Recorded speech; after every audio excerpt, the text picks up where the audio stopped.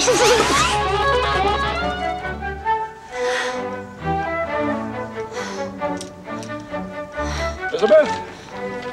Oh. Jack, this is Elizabeth Pierce. Oh. Hi, Jack. I sure like your suit. It's great. This is the first time I ever walked in here when someone else got the cold shoulder.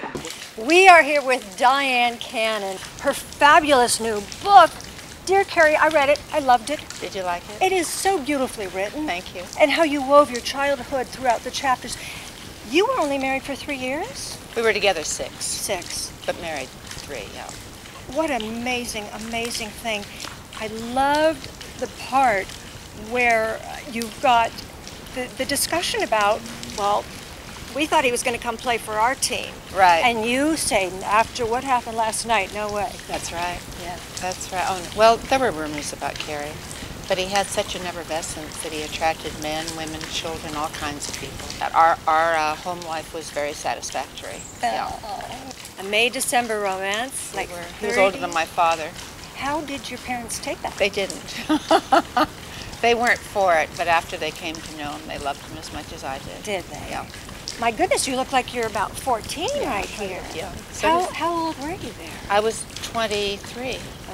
Yeah. There's this wonderful piece where he is telling the story about how he learned from his father that his mother was not dead, in fact, but that she was put into a mental institution, and it's riveting. Elsie Leach, was that her name? Right. And you can tell through the book that it's something that just haunts him always. When Carrie was 10 years old, he came home from school one day, and his mother, who he was very close to, wasn't at home. Where is Mom? And his cousins had moved in the house because it was wartime, and families clung together at that time. So his cousin said, "Your mom went to the seashore," and he said, "Well, why wouldn't she take me? Maybe I'm a bad boy. Maybe she's angry with me. Maybe I did something wrong." Several months later, his father told him that his mother was dead, that she had died. And his father went off and had a baby with a younger woman, and Carrie wanted to live with them, but he was told there was no room. So he had a rough childhood, and it wasn't until 30 years later when he got a call at the studio one day saying, "This is your father, I need to talk to you." And Carrie flew to England, walked into a pub, saw his father, who he didn't recognize because of what drink had done to him. And that was so beautifully written. The way you wrote that, beautifully written. Thanks. And that's when he found out that his mother wasn't dead. So that was a huge shock, devastating to him. And I think one of the demons, I think it was the demon that he had the hardest time dealing with in his whole life. I think that's why he grappled with LSD. The anger, the confusion, I mean, she was angry and had every right to be. Can you imagine? Yeah, being locked up in a place? And it was very easy. And so here the Archibald Leach that she knows turns into the gorgeous, successful Cary Grant that she does not recognize coming in. It's just heartbreaking.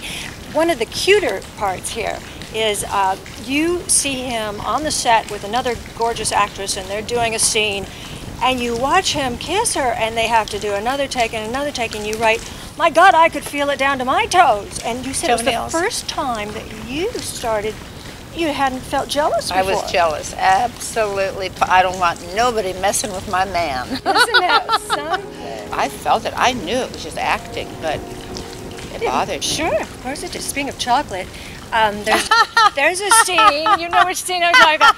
Well, there's a scene, you're rifling through this drawer, and all you want is something sweet, and he sees you, and he goes ballistic.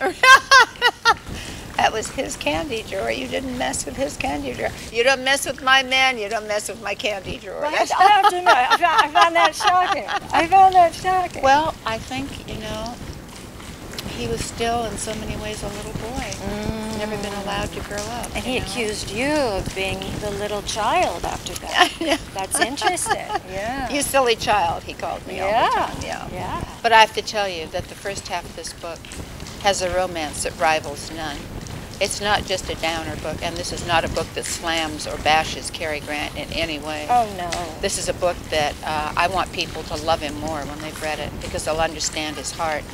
And you know what we do in life? We so often make gods out of people. And I think I did that. I think I did that about Cary Grant. But when we learn that everybody has stuff to work through, we all have feet of clay. Nobody's perfect. Put them on a pedestal, there's nowhere to go but down from there. That's right. Right? That's right. The reason I wrote this book is for everyone everywhere who is loved and lost and is just afraid to love again. There's so many people walking around with broken hearts who are afraid to open up again. So that's why I wrote the book. That was the motive. But now let's talk a little bit about, everyone of course knows the great movies that he was in, North by Northwest.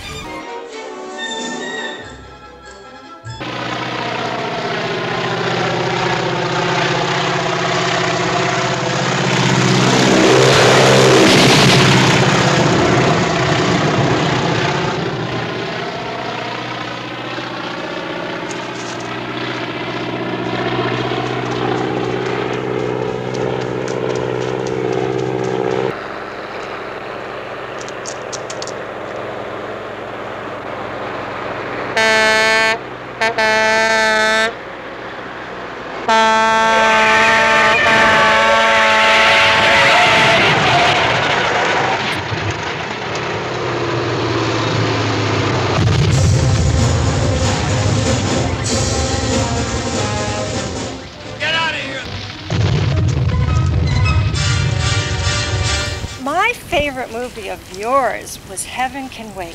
The good one. Did you like that as Yeah. much as you seem to? That was a really good movie. Oh, Warren Beatty is a brilliant producer. He also co-directed that with Buck Henry. It was underrated, in my opinion. It was that good. I don't think it got the acclaim it deserved. Well, we all won a lot of awards with it. You think? Yeah. Yeah, and it made a lot of money, but I'm glad you think it was even better than Oh, that.